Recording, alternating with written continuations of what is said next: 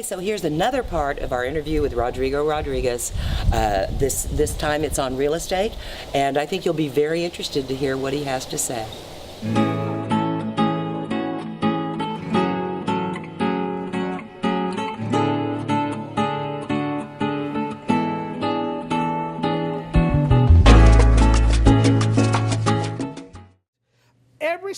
Every single expat has told me, Rodrigo, I live in Chicago. Small, almost homeless places cost $500,000. No, having a beachfront house for $100,000 here is just it's a bargain. Yeah. No, but if they tell you, what if I sell it that bargain in $50,000? Nobody is against their money. But unfortunately, many values have been inflated because of these terrible differences in values. So my suggestion is, don't buy online, rent, come, check the market, check the neighborhood, find professionals, listen to, I mean, it's a lot of money, the one that you are planning. I mean, even if it is cheap, that doesn't mean you have to be led to fraud, no? Yes. So brain in the Gulf, that's what we say.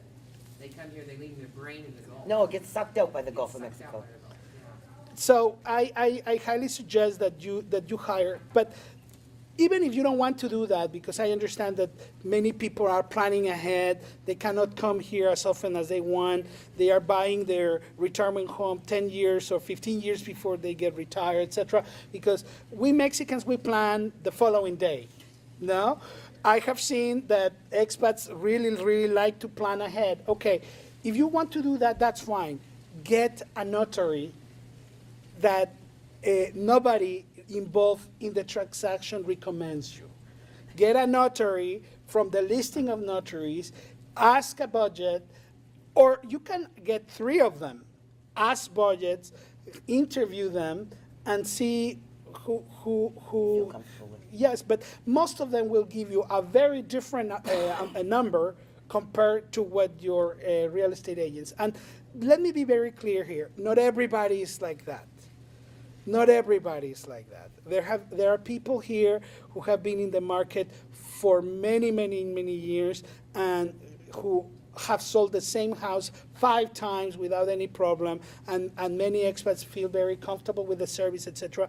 But unfortunately, you never know if that who's going to be helping you during your transaction is one of the good ones, or you are going to be about one of the scammed ones. No.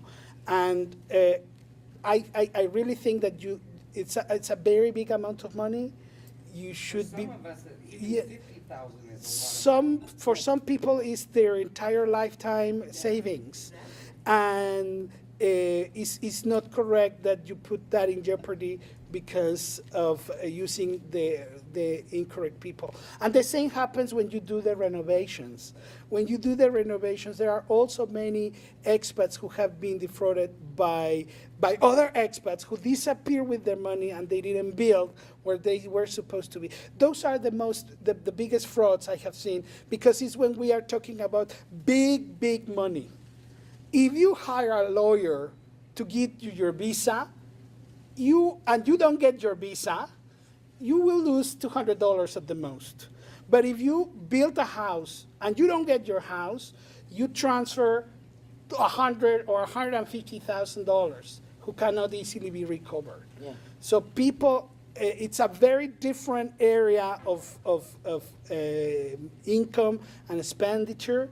So there you have to be extra careful. No, if you go to a place and you don't like the food, you will be wasted $10. Right. But if you send money and you get to your house and there was supposed to be a palapa and then there is only a brick.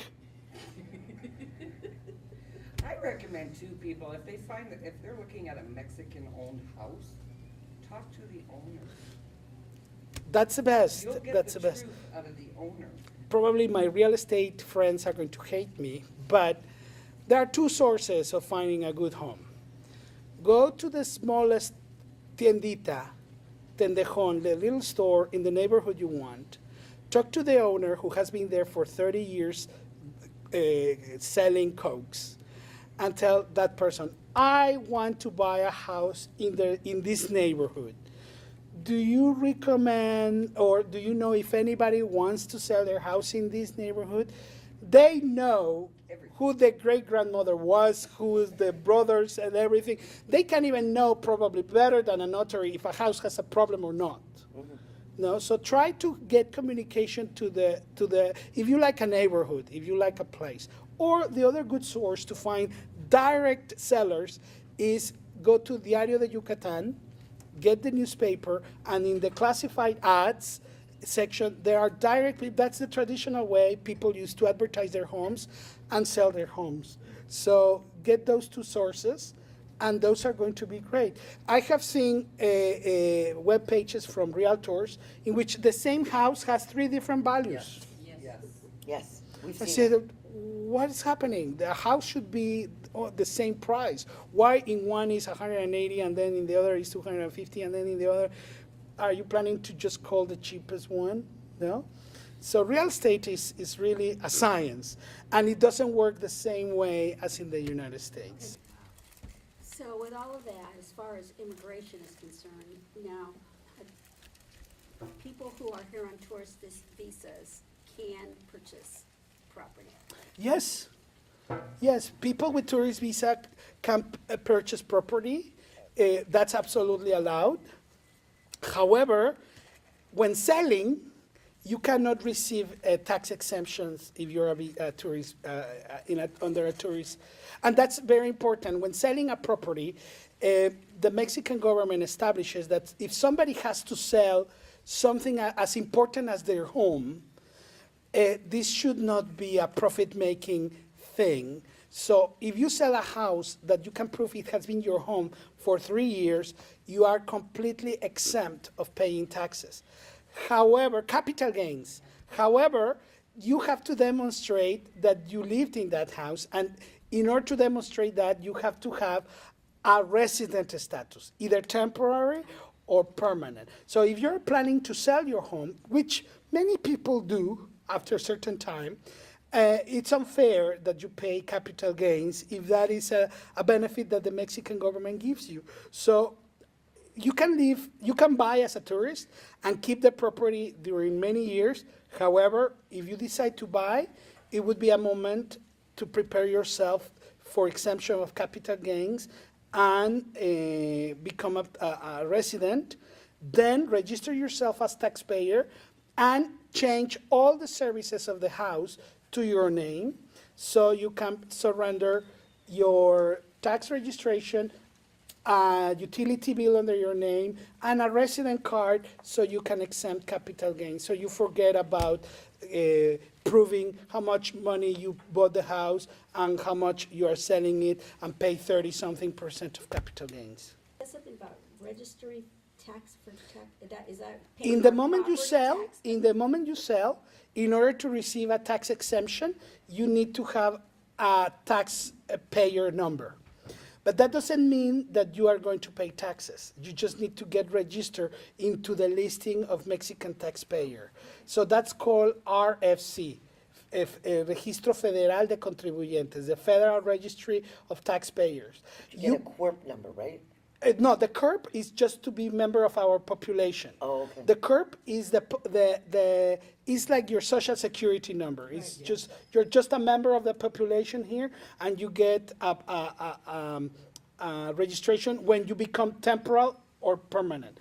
But if you're selling, you need to do an additional procedure in the Mexican IRS just to register you as a taxpayer with no activities. That means that you are registered, but you're not making any money.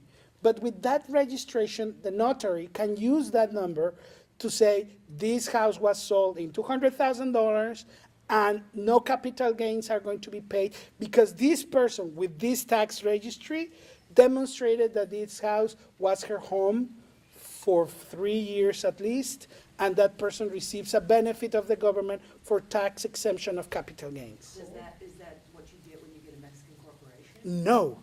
When you get a Mexican, that's only when your house was owned by a trust. If you bought your house through a corporation, from the beginning, you are not a person owning the house. It's a business owning the house. Businesses don't have that benefit. So if you bought a house through a corporation, be ready for developing a different tax strategy because you cannot exempt capital gains. Yes.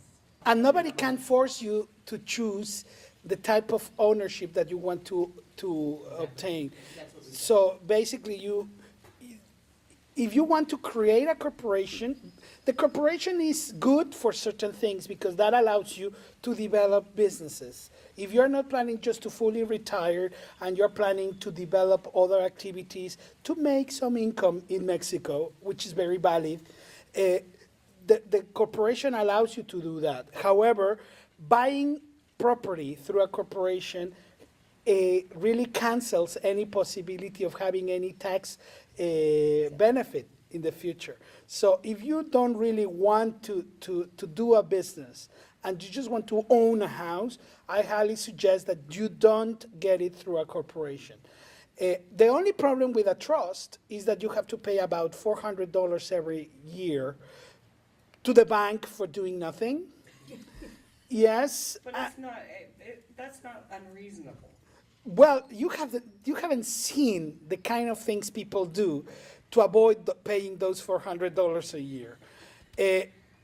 Unfortunately, many people have decided to put the house under other people's names, like Mexican people, and who were very trusted at the time. We could talk about very close friends or very or partnerships like couples in which there is a Mexican and an American, and they decide to buy it through a Mexican, and then when the relationship ends, you get nothing. So it could be expensive, it could be horrible just thinking you're giving a bank $400, but trust me, is the cheapest in terms of the potential risks that you can have. So $400 in 10 years could mean $4,000, but $4,000 in 10 years is nothing compared to capital gains. Right. No, the value of property here is increasing incredibly. My grandmother lived in the beach. She was born 106 years ago. And when she was about 25, people would get a beachfront lot. People consider a beachfront lot less expensive than a car. So people would trade beachfront lots over cars or bicycles. Right now, nobody would give you a beachfront lot over your bicycle. And that's not the trend. Yucatan, and even so, the value of property here is not compared to the value of other beachfront communities in the country. No, it's not. It's not compared. So buying here is still a good potential to develop profits in the future, in the short term. So paying $400 to avoid problems in the future is nothing compared to what your property here can become in the near future.